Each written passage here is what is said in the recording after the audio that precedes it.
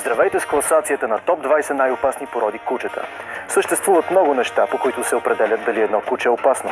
Разбира се, е неразумно да сложиш етикет опасно на едно куче, което няма тези черти. Въпреки това, някои кучета имат по-голям потенциал да нанесат големи щети на човек, ако решат да нападнат. Вижте нашата класация и си имайте едно на ум, когато видите отново куче. Дого аржентино. Това е голямо бяло куче с доста мускули, което се е зародило в Аржентина с цел да лови глигани и пуби. Въпреки, че е изключително силно и атлетично, това куче не напада хора без причина. Въпреки това е забранено да притежаваш тази порода в Великобритания. Бурбул. Бурбулът е голяма порода от Южна Африка, което е породено да пази къщи и ферми. Тези кучета обикновено са били първата защита от хищници и са следели и задържали ранени такива. Бурбулите са лоялни и защитаващи семейството. Гулдонг. Гулдонг, или наричан още пакистански булдог, е кръстосана порода, която е изключително силна и мощна. Тези кучета са породени специално за боеве. Те са изключително агресивни и трудни за контролиране. Басенджи. Това е ловна порода куче, която произлиза от Централна Африка. Класифицирани са като ловни хрътки.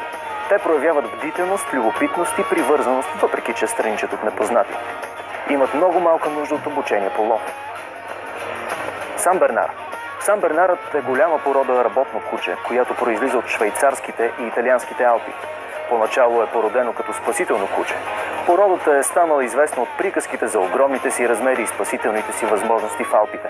Разбира се, тези кучета трябва да бъдат обучавани, за да общуват добре с непознати и да не ги нападат. Американски булдог. Американският булдог е голямо мускулесто куче. Въпреки че се познават като мили и приятелски настроени кучета, те могат да са доста инатливи и самоуверени. В началото са породени като работни кучета във ферми, които също могат да пазят собственост и да задържат диви глигани и говеда. Немски дог. Още познат като немски мастиф или датска хрътка, тази порода домашно куче е известно с големите си размери. От представителите на тази порода има един рекордьор за най-високо куче.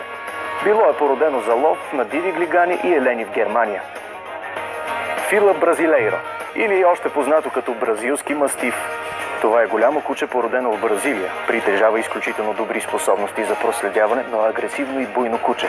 Поради големите си размери, темперамента си и потенциала за агресия, бразилският мастиф е забранен в много страни. Перо де Пресе Канарио, физически голяма порода, породена за ежедневна работа. Името на породата е от испански. Те имат нужда да се социализират отрано и да се обучават на подчинени. В противен случай стават агресивни с други кучета и подозрителни с непознатите. Акита Ино. Тази порода произлиза от планинските райони на Япония. Съществуват два вида – американска и японска акита. Те са силни, независими и доминантни. Привързват се лесно към членове на семейството, но страничат от непознати. Боксер. Въпреки че не са агресивни по природа, те също са в списък с забранени кучета. Произлизат от Германия. Познават се като игриви и енергични кучета, но също са доста твърдоглави. Вълчи хибрид. Както името подсказва, вълчият хибрид е кръстоска между куче и сив вълк. Тези кучета имат доста различна генетична структура, която се изразява в доста непредвидимо поведение. В един момент са кучета, а в други вълци. Чао-чао!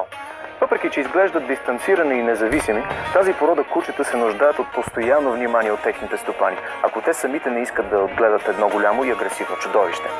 Произлиза от Китай, където му викат пухкав лъв. Тази порода притежава нещо като проницателност относно непознатите и могат свирепо да защитават стопаните си.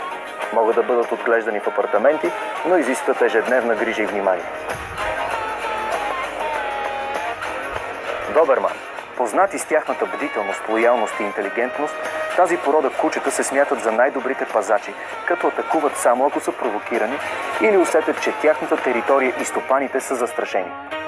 Те са домашни кучета, произлезли от Германия. Също се ползват и за полицейски кучета, като показват агресия към непознати и други кучета. Те са опасни главно заради размерите си и силата си. Хъски. Използвани да дърпат шийни в северните региони, те също се използват и за състезания с шийни и катерене на планини. Обаче могат да бъдат опасни с по-малките животни поради техния силен хищнически инстинкт. Знае се, че ако им е скучно, стават разрушителни. Аляски маламут. Порода куче, която е доста сходна с сибирското хъски.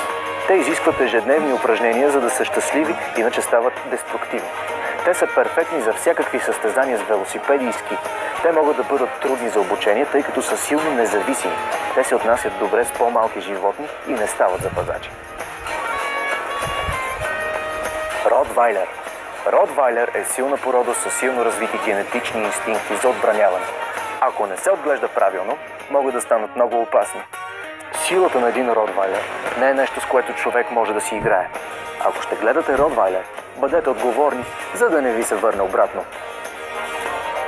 Немска овчарка. Това е порода, която е произлязла от Германия. Те са много интелигентни, уверени, бдителни и безстрашни. Точно за това ги използват за полицейски кучета. Обаче трябва да се тренират с внимание, защото могат да станат прекалено защитно настроени към семейството и територията. Ако не се социализират както трябва, могат да нападат без предупреждение. Питбул. Всеки е чувал, че питбулите са опасни. Вярно, опасни са. Всъщност се смятат за едни от най-опасните кучета в щатите. Породени са главно за кучешки боеве в много части на света. Чували сте истории как на тези кучета нещо им прищраква и хапят стопаните си? Верни са. Кавказска овчарка. Тази порода кучета, както подсказва името, е пазач на добитък. Те са със силна воля, отстояващи и смели. Ако обаче не са тренирани правилно, стават много свирепи и нападателни. Те имат много силно желание да защитават и не признават никого. Нападат без предупреждение.